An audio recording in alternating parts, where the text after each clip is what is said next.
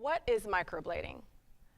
Before we can really answer that question, we have to talk about permanent makeup and define permanent makeup, and then semi-permanent makeup, which is essentially what microblading is. Now, permanent makeup implants in the upper layer of the dermis, just like semi-permanent makeup, which is microblading. The real difference is permanent makeup is using a machine, and a machine is able to drive pigment into the skin at a faster and more consistent rate than manual tools can.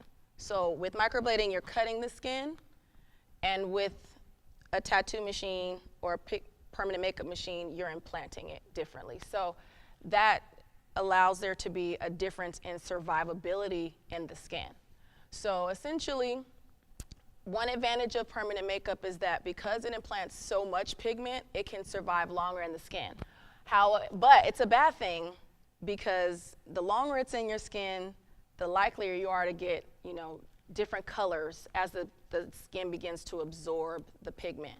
So you can see like a red eyebrow or a green eyebrow. I've seen some purple eyebrows out there, blue and gray. So a lot of those colors are in the base of the pigment, and so the longer it's in your skin, the more likely you are to see them. With semi-permanent or microblading, you have less chances to see that because it's going to fade over the next 18 to 24 months. So essentially, microblading is implanting pigment into the upper dermal layer of the skin to create hair-like strokes using a manual tool that gives a natural appearance to eyebrows. That's all it is.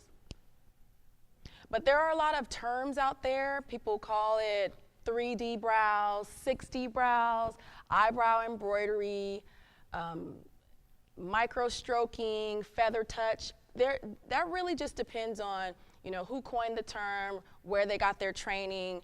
Everyone wants something specialized, but it's really all talking about the same technique, microblading.